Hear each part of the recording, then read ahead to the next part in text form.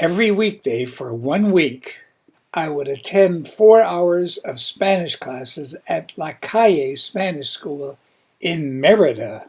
My class was small, with only 4 of us, with Maestro Saul. One of the things I did my first week in Merida is take a sightseeing tour. You can see that tour in vlog number 2, and here's a short clip from that tour.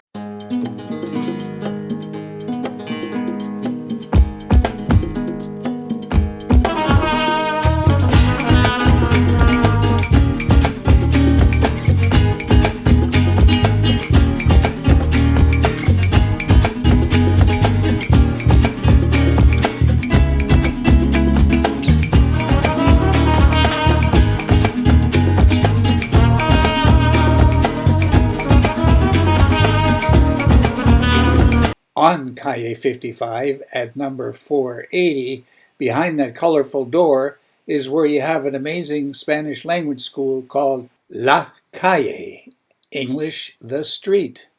Calle is a very important word in Merida because every street's called a calle.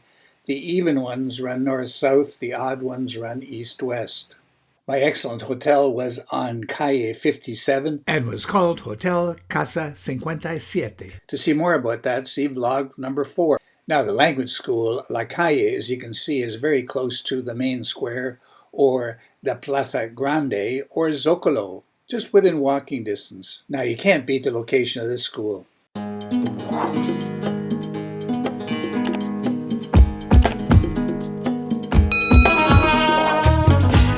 Here's a photo of the administrator on the left and the teachers further right.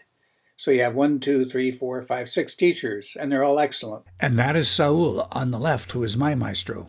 I live in Victoria, British Columbia, Canada, and I flew to Merida to take the Spanish course. I repeat the name because I used to pronounce it as Merida. It's not Merida, it's Merida. Why Merida in the Yucatan? Because it's considered to be the most safest city in Mexico. Before flying to Merida, I picked La Calle as my school because, I don't know, I just liked their website. I had no advanced registration or anything. I just showed up on Monday, February the 5th, and paid my money. I was definitely not a beginner. I had some knowledge. I thought I spoke pretty good Spanish, but didn't turn out that way. My pretty good Spanish was sabotaged by lack of grammatical knowledge. Oh well, that's what I was here for. I took a 10-minute oral test and ended up with Saul as my maestro. I decided I wanted as intensive a course as I could get, so I chose the 20 hours per week, that's 4 hours a day. For the week, I paid 3,550 pesos. That converts to 281 Canadian dollars or 203 American dollars. For another 225 Canadian dollars, I could have had a 7-night homestay, and that price was with air conditioning. And you also get furniture, distance from the school, services of the house, ventilation, and so on. Over concerns about distance from the school and privacy, I chose the Hotel Casa 57. That cost me over $500 Canadian and almost double the homestay. In retrospect, I should have opted for a homestay. I would have spoken Spanish a lot more and it would have been cheaper. Now for a Hotel Casa 57 was great. See my report, vlog number 4. I've been traveling extensively for most of my adult life, and it's been 3 days here, 3 days there, and so on. This language study was a way to slow things down. It was great. Just to prove I've traveled a lot, I think my country playlist is up to 27. In one of their sites, they state the age range as being from 18 to 70 years old. I was a decade beyond that, but they didn't ask and I didn't tell. I had no trouble keeping up with the 3 ladies, one from France, one from California, and one from Massachusetts. More about that later. In general, I have to give La Calle Spanish Language School top marks. They had an excellent assortment of teachers. On their website, they modestly state that they're the best language school in Mexico, with maybe the best teachers. Well, maybe that's true. But it went beyond the teacher. There was a good collection of students at the school. You can see me sitting at the end of the table there, but there were people from all over the world.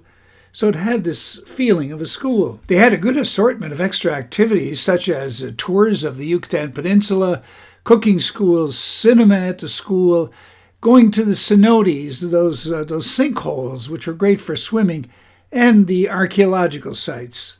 I don't think it happened during my week, but they had classes of Ritmo Latinos. What was really nice was a cafeteria where you could get a coffee during break. I really appreciated that. A highlight was this lady coming around every day during class telling us what was being offered for lunch. It was fabulous. The only problem was I didn't want to eat much for lunch, so I missed out on this wonderful activity. My emphasis was supper between 9 and 10. That was my evening entertainment. During that break, it was nice to talk to the other students. I enjoyed talking to Manfred on the left in German. He was a doctor from Berlin who had given up his practice to travel the world and learn languages. I was so hoping that our paths would cross again in Antigua, Guatemala. He said he would go there, but our paths did not cross. So if it was such a great school, why did I only stay there for 1 week? And I guess I have to explain that. Saul was a great teacher. There's no doubt about that. But I could not really relate to him. I had a preference for female teachers, and that's what I had for my other 3 language schools. And by the way, that was my fault. I should have expressed my preference at the time of registration, but I didn't. The classes were for 4 hours, less the break, but I did feel that I spent about 2 hours out of those 4 listening to people speaking Spanish badly, and that, of course, included me. So it brought up, in my mind at least, the issue of should I be taking one-on-one Spanish? So anyway, with that everything considered, I thought it might be best to try another language school, and that's what I did, rightly or wrongly. And I just want to emphasize again that Raul was a good teacher. In retrospect, how could I have made my first and only week at La Calle Spanish School better? Well, for one thing, I should have gone to the school for the screening of this film on a Wednesday evening. Lucha Libre's first queer star, more than a shining superhero.